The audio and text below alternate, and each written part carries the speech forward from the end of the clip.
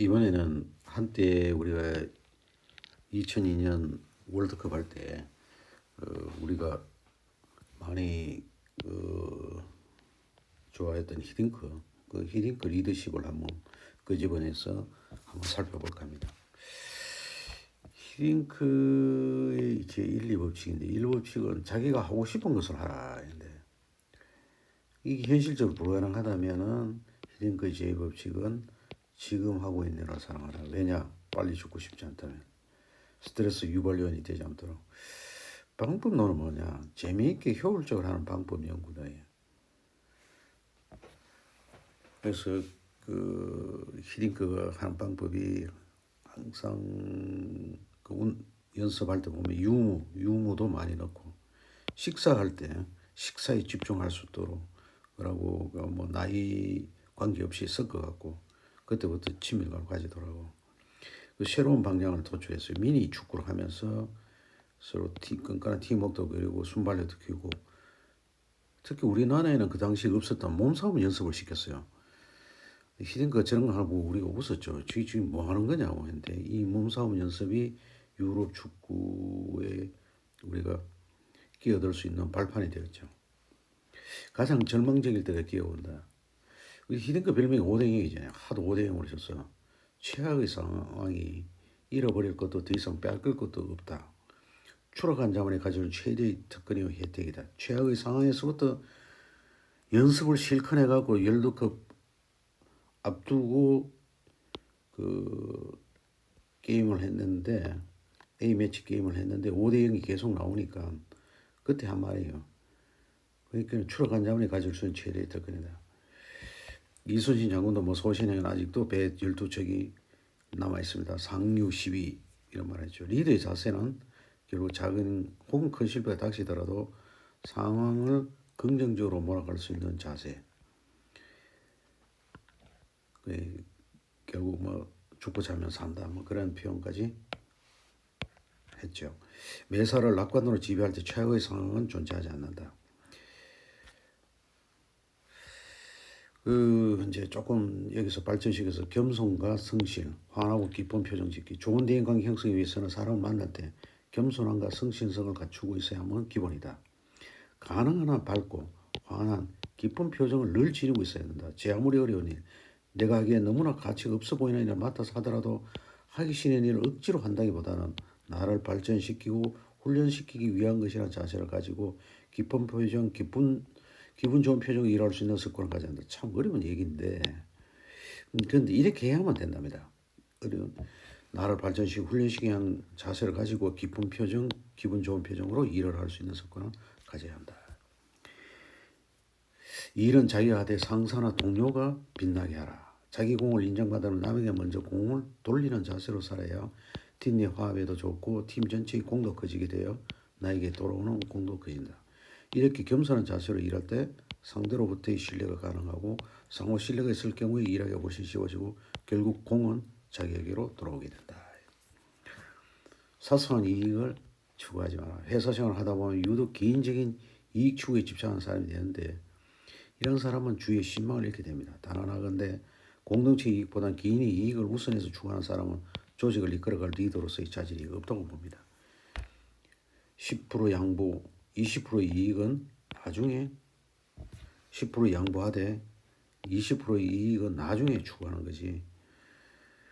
지금은 조금 양보를 해야만 된다는 거죠. 자기 희생의 원칙을 견지하라. 그리고 개인적인 보상은 바라지 마라.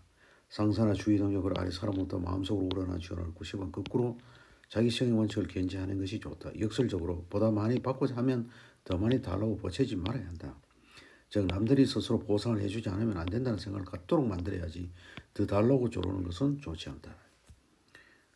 윈윈하는 자세를 항상 견지하라. 나 자신과 부서의 성공을 기원할 만큼 타인이나 타 부서의 성공을 지원하는 자세와 역할을 견지해야 한다. 항상 먼저 줄 수 있는 무엇인가를 만들어내고 나보다 상대의 성공을 기원하는 자세가 좋은 인간관계를 유지하는 데 절대적으로 필요하다. 파워라는 것은 주어진 권한을 어떻게 휘두르는 것보다 보다 많은 사람들이 나를 필요로 할 때 자연스럽게 생기는 것이다. 남들이 나에게 많이 의지하게 하는 것은 나의 개인적인 역량을 키우는 것과 남들을 우선적으로 도와야겠다는 자세에서 비롯된다. 상대방의 말을 잘 듣는 훈련을 해야 합니다. 즐겁고 친절한 분위기를 갖도록 노력해야 한다. 완고하고 까다롭고 마음이 통하지 않는 사람을 느끼지만 말을 붙여오지 않습니다. 사람들이 부담없이 접근할 수 있는 너그러운 사람. 대만의 리드웰 회사의 사장님은 회사 1층 현관 옆에 사장실을 해놨더라고요. 저는 수의신인 줄 알고 2000년대에 제가 그 회사 가봤는데 왜 사장님 회사가 1층 현관 옆에 있냐. 그래야 많은 사람들이 찾아온다 이거죠. 어떤 상황에도 환한 겉모습을 표시하면 안 된다. 상대방이 말할 때는 선한 눈빛으로 eye to eye를 해야 한다. 상대방의 입장을 생각하고 진심으로 그 사람을 존중한다. 스타벅스 사장은 존중하는 파트너로 여겼습니다. 존중하는 파트너로 여겨야. 저도 그 인격 존중 분신 경영을 가로놓게 나중에 실천하게 됐습니다. 내 분신이지만은 인격을 존중해 줘야 된다. 상대방의 장점을 즐겨차고 이를 자주 칭찬해 주라. 아부인 줄 알면서도 칭찬해 주면 기분이 좋아지는 것은 인지상정입니다. 아부가 아닌 마음속으로 우러나는 칭찬을 잘해 주는 것이 좋은 인간관계를 형성하는 또 하나의 좋은 방법이다. 상대방의 장점을 진심으로 칭찬해 주기 위해서는 상대방의 장점을 제대로 파악하는 것이 중요합니다. 자기 마음에 들지 않는 사람이 있을지라도 상대방의 약점을 보지 말고 장점을 찾으려는 노력을 의식적으로 기울이죠. 참 어려운데요. 그래도 내 마음에 들지 않지만 그 사람의 장점을 찾으려는 노력을 부단히 해야 된다. 상대방의 장점을 칭찬해 준 것 병행해서 상대방의 자아를 존중해 주는 일도 중요합니다. 당신이 상대방을 인정해 주면 상대방도 당신을 인정해 줍니다. 당신의 사소한 말이나 행동으로 인해 상대방의 자존심에 깊은 상처를 남겨서는 안 돼. 저도 이런 실수를 많이 범했는데 이걸 조심해야 되고, 칭찬의 위력은 제 경험으로 볼 때 제가 그 아주 초창기 학생 한 명을 받았는데 그 학생이 좀 자기 동기들 사이에는 약간 은따 비슷한 걸 당하고 있더라고요.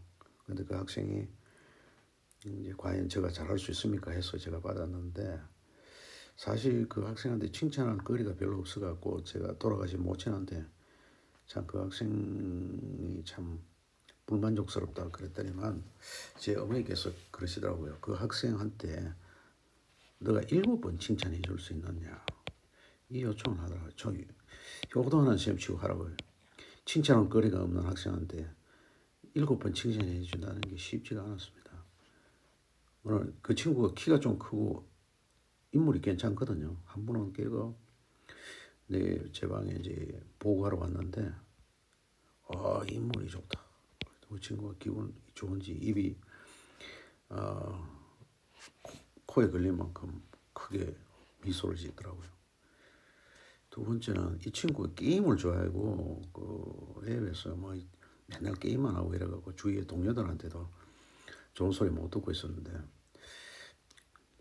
이 친구가 이제 그림 그 당시에 이제 아래 한글로 그림 그리고 이런 거를 뭐 도식도로 그리고 이런 거를 좀 시켰거든요. 그건 제가 잘 못해서 그런데 이걸 잘 그려오더라고.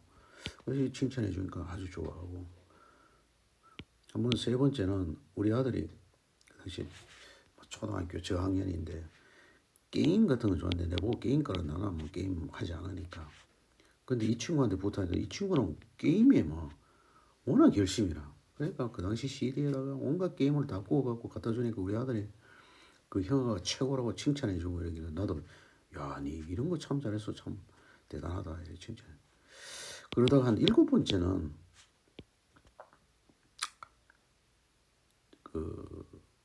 제가 마지막 칭찬을 할 때인데, 그 친구가 우리 랩 들어왔을 때 그때 뭐를 갖고 돌았는지 모르겠는데 제가 칭찬을 했었어요. 그게 참 기억이 안 나는데. 근데 그 친구가 그때 당시에 그 전까지는 칭찬해 주면은 막 미소를 짓고 좋아하더라고. 그러나 그 친구가 칭찬을 하는데도 고개를 숙이고 있더라고요. 이 친구 왜 마음에 안 드나 그랬더니만 제 연구실 바닥에 뭐가 뚝뚝 떨어지더라고요. 보니까 눈물을 흘리고 있더라고요. 아주 깜짝 놀랐어요. 그러니까 그 친구가 너 왜 그러냐 그랬더니 제가 태어나서 이만큼 칭찬 들어본 건 처음이라고. 교수님 무슨 일이든 시켜주면 진짜 열심히 하겠습니다. 그래서 그때 그 친구가 제가 뭐 과제 중에 무슨 코딩하는 문제를 줬는데 그 친구가 그 코딩도 해내고 해서 아주 그 친구가 달라진 것을 제가 봤습니다. 그 칭찬은 진짜 진심으로 처음에는 약간 가식적으로 시작했는데 이게 회수가 거듭되니까 그 사람을 변화시켜 줍니다. P&I 원리는 제 그 팀원 지도에 아주 중요한 방침인데 제가 그 경영학의 조직 행태론에서 배운 건데 P&I라고 우리 이공계 출신들은 전혀 이렇게 하지 않죠. 우리가 그 석박사 과정에 랩 미팅이라는 거 할 때 교수님이 뭐 한 명 한 명 발표시키고 지적하고 혼내고 이런 걸 잘하는 건 줄 아는데 조직 행태로서는 그렇게 하지 말라 그래요. 그 P&I는 뭔가 상대방을 encourage, 금면하고 칭찬하는 훈련을 항상 해야 되는데 상대방이 실증이나 잘못한 일처리에 대해서도 구정을 하거나 실증할 경우에도 반드시 포지티브하게 시정해야 된다. 즉 자네는 이때까지 무엇을 잘해놨고 어떠한 점에서 나는 감사하고 등등 이렇게 그 다음에 이제 그리고 그 상대방이 잘못한 점에 대해서 나무라되 네거티브죠 하는 거죠. 상대방이 다음에 잘못한 동일한 잘못을 범하지 않도록 오히려 본인이 흥미를 갖고 그 일을 더 잘 처리하도록 마음이 생기게끔 해줘야 그 꾸중이나 나무람이 진정으로 상대방이 나아지는 방향으로 작용을 할 치료제가 된다. 1대1로 해야 되는데 여기 네거티브 할 때 그 메시지 화법이 I, here, and now 내가 느끼는 감정을 지금 여기에 문제에 착목해서 얘기를 해야지 과거에 흘러간 거라든지 이런 거 특히 또 문제에 대한 얘기를 해야지 그 사람을 공격해서는 안 된다. 사람을 공격해서는 안 된다. 1대1로 해야만 한다. 팀 내 혹은 사내를 막론하고 적을 만들지 말아요. 한국의 저신뢰국가 트러스트라는 책에 프랜시스 후크의 한국 시장 메커니즘 신뢰구조를 같이 보게 되면 혈연, 지연, 학연 등에서 찾는다. 한국에서는 한 달에만 건네면 아는 사람 알게 되고 평판에 나쁜 행동 거지라 갔다 보면 치명적인 약점이 된다. 그러니까 적을 만들자고 나를 도와줄 수 있는 협력자를 많이 만들어라. 회사 내 혹은 회사 밖에서 생활할 때 아무리 어렵고 관한한 일이 있더라도 이를 표출하지 않도록 해라. 나에게 크게 당한 한 사람은 언제든지 적으로 돌변할 수 있다. 다른 사람의 잘못을 지적하는 습관을 버려라. 우리 중 대부분은 자신이 옳고 상대방이 틀리다는 것을 증명하거나 지적하는데 많은 시간과 에너지를 낭비한다. 우리 모두는 누군가의 지적에 따라 자신의 잘못을 고치는 것을 싫어합니다. 우리는 자신의 생각이 모든 사람으로부터 존중받고 이해받기를 원합니다. 자신이 옳다는 느낌을 타인이 느낄 수 있도록 내버려두는 습관은 익히는 것입니다. 자신이 옳다는 소리를 전혀 하지 말라는 것은 아닙니다.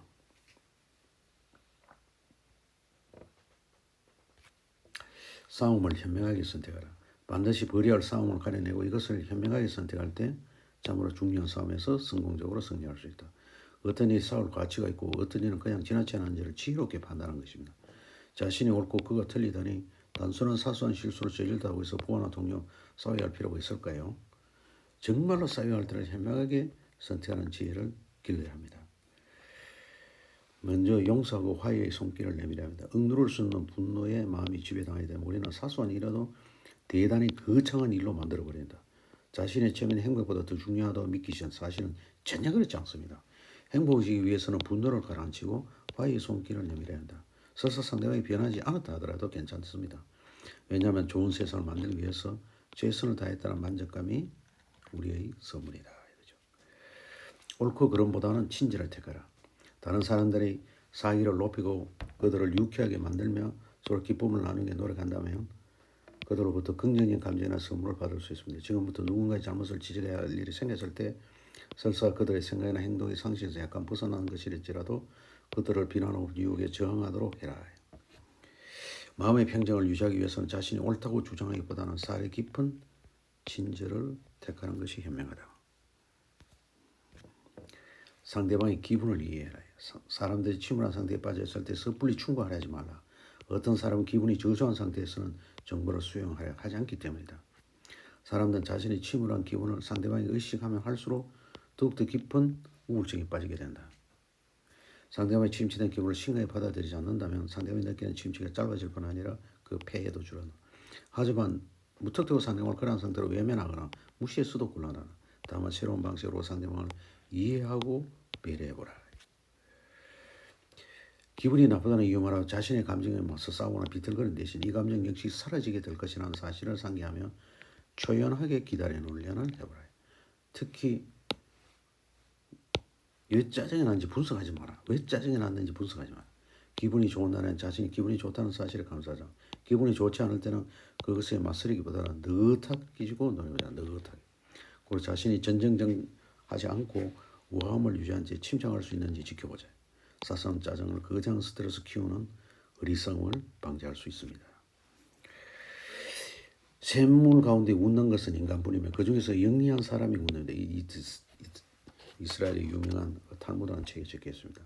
농담을 저는 우선 건강에 좋습니다. 웃음이 맥락이라는 개고인데 많이 웃을수록 삶의 활력이 정된다.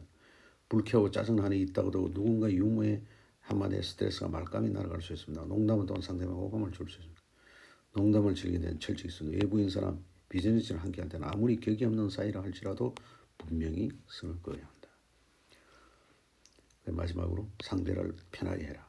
건강한 직장생활을 형성하는 데 기여하는데 상대의 마음을 편하게 해주는 것은 정신적 진통제로 적용한다.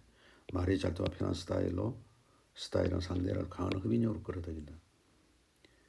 예전에 지금은 스타벅스가 뭐 그랬다는 최고의 근무 환경을 적용하고 존경심과 존엄성을 갖고 대한다. 누구? 직원한테. 약속을 잘 지키라. 내 시간도 중요하고 상대의 시간도 중요하다. 회사 조직은 내 크고 작은 약속을 잘 지키는 것이 조직의 극대의 지름길이다. 자신과의 약속에 철저히 술이면 술, 담배면 끊겠다고 마음먹었으면 그 약속을 꼭 지켜야 한다. 자신과의 약속도 지키지 못한다면 어떻게 가장이 되고 리더가 될 수 있겠는가. 이런 말로 끝내겠습니다. 감사합니다.